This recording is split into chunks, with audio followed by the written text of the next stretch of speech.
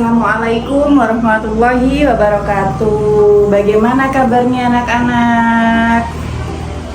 Alhamdulillah sehat semua ya. Baik, sebelum kita memulai pelajaran, mari kita berdoa bersama-sama.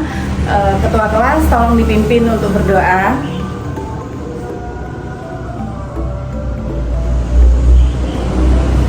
Alhamdulillah.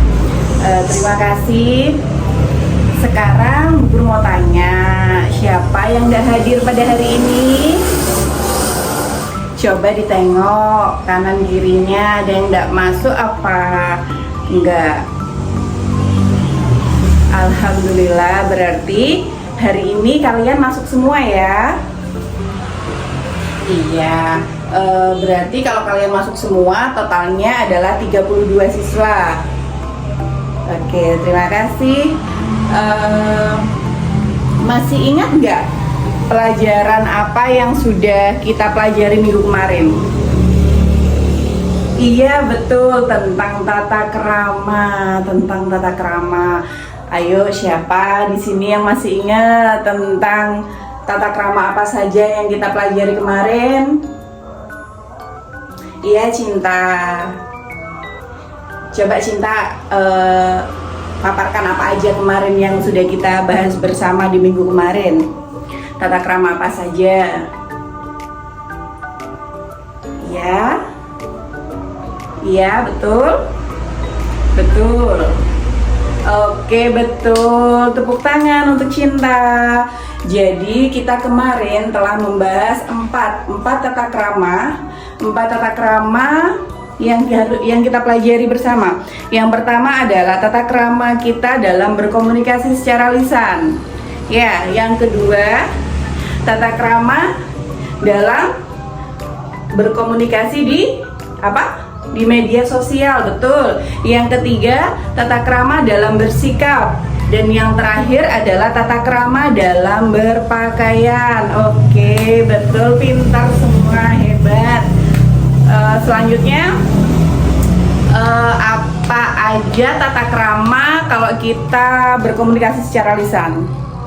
Siapa mungkin ada yang bisa masih ingat kemarin apa aja tata kramanya? Iya, betul, Jilan, betul, pintar. Jadi tata kramanya kalau kita berkomunikasi secara lisan adalah kita nggak boleh berbisik-bisik ya. Saat kita ngobrol bareng sama teman-teman, kita nggak boleh bisik-bisik ya, karena kalau kita bisik-bisik itu akan menimbulkan kecurigaan dari teman kita. Bisik-bisik apa itu ya, kayak gitu. Oke, kalau tata krama dalam bermedia sosial gimana? Ayo, siapa yang bisa?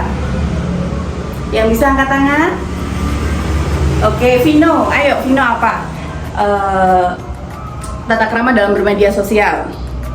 Iya, betul. Tata krama dalam bermedia sosial itu ada bermedia sosial adalah yang pertama mengucapkan salam saat kita menelpon seseorang, menanyakan menanyakan apakah sudah benar orang yang akan kita tuju.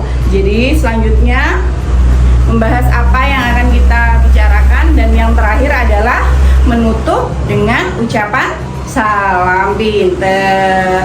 Oke, selanjutnya adalah tata krama dalam bersikap. Dalam bersikap itu apa aja? Ayo, tata kramanya tidak boleh menyilangkan tangan dan kaki. Tangannya seperti ini, itu tidak boleh ya.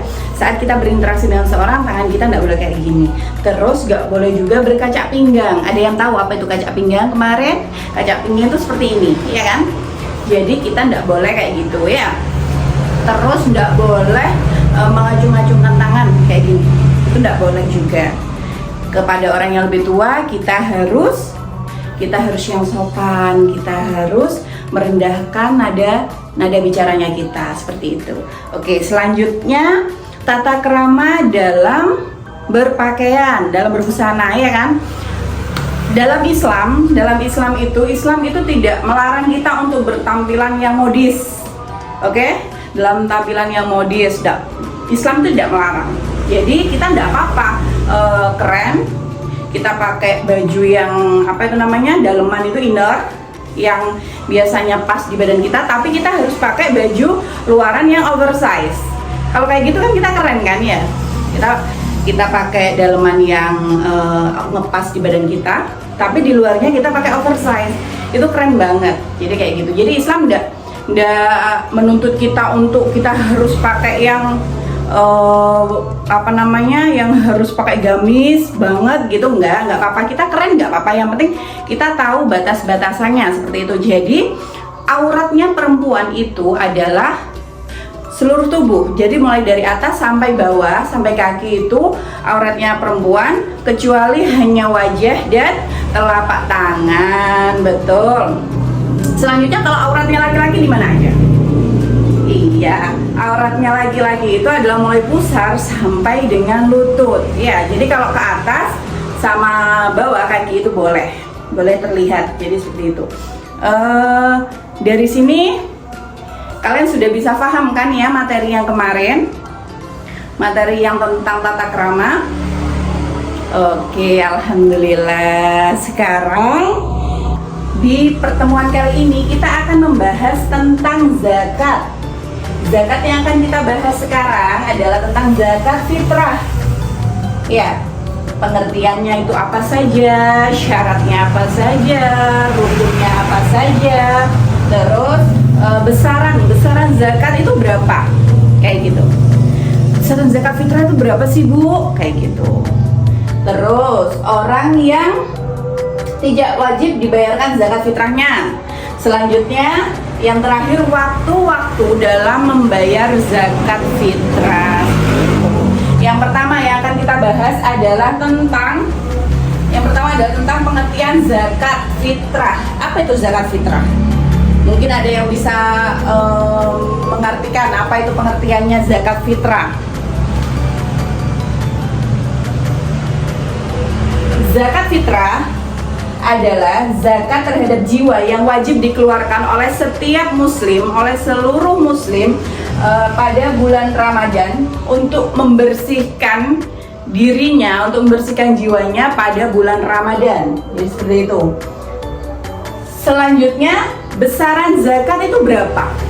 Besaran zakat itu adalah satu sok itu sekitar 2,5 kilo atau 2,5 kilo. Jadi zakat yang akan kita keluarkan itu adalah 2,5 kilo atau 3,1 liter. Ya, zakat yang kita keluarkan. Selanjutnya, syarat-syarat orang yang mengeluarkan zakat. Syarat-syarat orang yang mengeluarkan zakat, yang pertama harus beragama Islam, pinter. Yang pertama harus beragama Islam. Yang kedua adalah orang itu hidup pada hari terakhir bulan Ramadan. Jadi orang itu hidup pada sampai terakhir bulan Ramadan. Jadi beliau mempunyai kewajiban untuk membayarkan zakatnya, ya. Seperti itu. Selanjutnya yang terakhir adalah mempunyai kelebihan harta.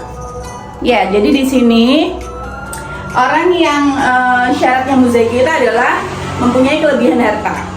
Kalau orang yang hartanya kurang, maka mereka tidak diwajibkan untuk membayar zakat. Tidak apa-apa, tidak membayar zakat. Jadi seperti itu. Nanti mereka akan termasuk dalam kategori apa? Mustahik, pinter, 8 orang atau 8 golongan yang berhak untuk menerima zakat, pintar. Selanjutnya, rukun zakat fitrah. Rukun zakat fitrah yang pertama adalah niat. Ada yang tahu siapa? Ayo, niatnya zakat. Kalian kan sudah kelas 3, ya kan? Siapa yang tahu niatnya zakat fitrah? Oke, angkat tangan yang bisa. Siapa? Ayo, bintang. Ya, pintar. Ayo, gimana?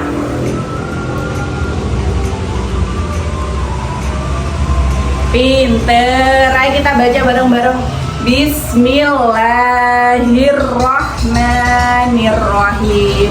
Nawaitu an ukhrija zakatal fitri an-nafsi fardhu lillahi ta'ala. Oke, pintar, tepuk tangan untuk kita semua. Baik, jadi itu niatnya kalau kita mau mengeluarkan zakat fitrah. Selanjutnya adalah adanya muzaki. Siapa muzaki tadi? Muzaki itu adalah orang yang mengeluarkan zakat. Ya, selanjutnya adalah adanya mustahik. Mustahik itu adalah orang yang berhak menerima zakat. Jadi muzaki itu perbedaannya adalah muzaki dengan mustahik. Muzaki itu adalah orang yang memberikan zakat. Kalau mustahik adalah orang yang berhak menerima zakat. Jadi seperti itu. Selanjutnya yang terakhir adalah adanya harta yang digunakan untuk berzakat. Apa hartanya? Ya beras. Ya, makanan pokok kita itu beras. Jadi kayak gitu. Dari salah satu rukun ini, jika kita tidak melakukan, tidak ada satu aja dari rukun ini, maka rukunnya zakat fitrahnya kita itu tidak sah. Jadi seperti itu. Jadi yang pertama harus ada niat. Yang kedua adanya muzaki.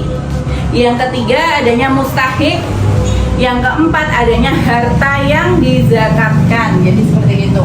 Kalau kita tidak ada muzaki, tidak ada yang zakat, kan tidak jadi kita zakatnya, ya kan? Terus nggak ada muzakinya, kita tidak ada mustahiknya ya. Kita ada muzaki tapi mustahiknya tidak ada, kan ya percuma. Kita ada yang mau zakat tapi yang mau dizakatin tidak ada, ya kan? Selanjutnya dari poin A, B, dan C itu ada semua. Niat ada, sudah niat, mau niat kita. Muzakinya ada, mustahiknya ada, tapi poin yang keempat nggak ada. Adanya harta itu. Jadi kalau harta yang tidak ada, semuanya tidak akan jadi, ya kan? Semuanya tidak akan jadi. Jadi rukun ini, 4 ini harus ada semua. Oke, dari sini mungkin ada yang mau ditanyakan. Kita tadi membahas tentang pengertian zakat fitrah itu apa, zakat jiwa yang harus kita keluarkan pada bulan Ramadan. Selanjutnya syaratnya muzaki apa saja tadi. Selanjutnya rukun zakat fitrah, ya sudah kita sampaikan barusan sama Bu Ida, sudah disampaikan. Dan juga besaran zakat 2,5 kilo, pinter. Selanjutnya waktu-waktu zakat. Waktu-waktu zakat, ayo siapa yang bisa? Apa saja waktunya? Yang pertama adalah waktu jawas. Waktu jawas itu adalah waktu mulai dari awal Ramadan sampai akhir Ramadan, ya, sebelum sholat Idul Fitri, itu waktu jawas. Kalau waktu wajib itu adalah mulai dari tenggelamnya matahari pada akhir bulan Ramadan, berarti itu malam takbir, ya, malam takbir sampai sebelum sholat Idul Fitri, itu adalah waktu wajib. Selanjutnya waktu afdol. Waktu afdol itu adalah waktu yang paling utama. Waktu yang paling utama itu adalah mulai dari kita selesai sholat subuh sampai sebelum kita melakukan sholat Idul Fitri. Jadi seperti itu. Kita selesai sholat subuh, kita bayar zakat sebelum sholat Idul Fitri, ya. Selanjutnya yang terakhir adalah waktu haram. Waktu haram itu adalah waktu yang tidak diperbolehkan kita untuk berzakat. Kapan itu? Ya betul, Cinta. Jadi waktunya itu adalah setelah selesai sholat Idul Fitri. Kalau kita sudah selesai sholat Idul Fitri, berarti itu bukan dinamakan zakat lagi, ya, bukan dinamakan zakat lagi, tapi itu adalah sedekah. Dan jiwa kita selama 1 tahun itu belum tersucikan kalau kita tidak melakukan zakat fitrah. Oke, dan sini dari waktu zakat mungkin ada yang tidak paham.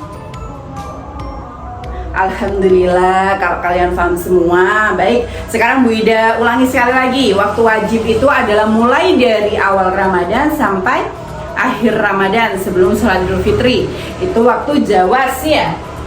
Selanjutnya waktu wajib. Kalau waktu wajib itu mulai dari terbenamnya matahari pada akhir bulan Ramadan sampai sebelum sholat Idul Fitri. Sedangkan waktu afdol itu adalah waktu yang paling utama, yaitu setelah sholat subuh sampai sebelum sholat Idul Fitri.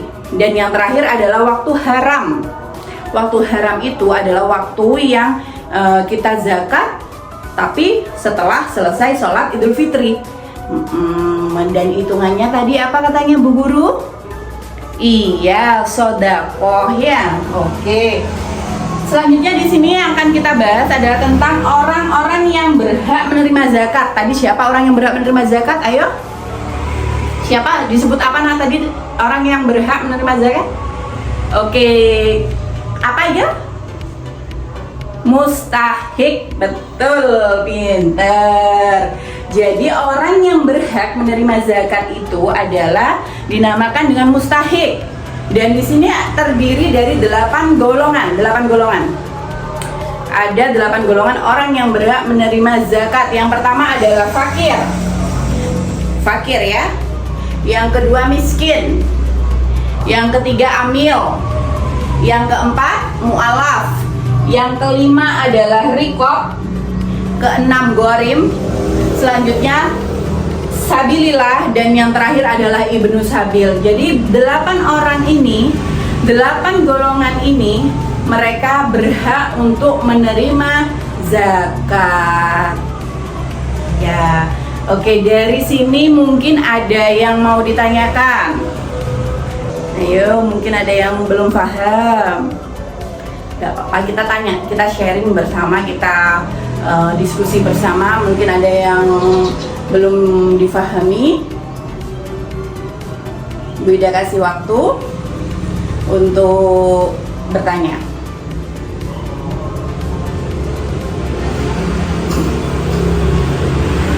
Oke, siapa yang mau bertanya? Oke, Ega mau tanya apa? Oke, pertanyaan bagus. Jadi, apakah anak kecil itu wajib membayar zakat, Bu? Itu adalah pertanyaan yang bagus. Jadi, anak kecil itu mereka juga wajib membayar zakat saat mereka lahir pada bulan Ramadan pun. Dia sudah wajib untuk membayarkan zakatnya. Dan siapa yang harus membayar zakatnya? Yang harus membayar zakatnya itu adalah orang tua dari anak tersebut. Jadi seperti itu. Jadi anak yang baru lahir pun pada bulan Ramadan, maka dia wajib untuk mengeluarkan zakat. Jadi seperti itu. Mungkin ada yang mau tanya lagi? Baik, sudah paham? Jadi anak-anak, kesimpulan kita dalam pembelajaran kali ini adalah tentang apa? Siapa yang bisa memaparkan? Iya, betul, tentang zakat fitrah. Zakat fitrah adalah zakat setiap jiwa yang wajib dikeluarkan dalam 1 tahun sekali, yaitu pada bulan Ramadan. Besaran zakat itu adalah 2,5 kilo. Oke. Untuk tugas kalian pada minggu depan adalah mempraktekkan bagaimana caranya kalian melakukan zakat fitrah ya. Praktek bagaimana caranya kita membagikan zakat fitrah, seperti itu. Kelompoknya tetap kelompok yang sudah kita sepakati kemarin, dan setiap kelompok kita akan bawa alat demonstrasinya seperti beras ya kan, seperti beras. Terus yang nanti menjadi muzaki, mereka juga harus hafal niatnya ya kan. Tapi semuanya harus hafal niatnya. Tapi besok untuk waktu kita praktek, muzakinya harus hafal membaca niatnya, dan kita mempraktekkan pembagian zakat. Baik anak-anak, mungkin hanya sampai di sini pembelajaran kita. Semoga bermanfaat dalam pertemuan ini.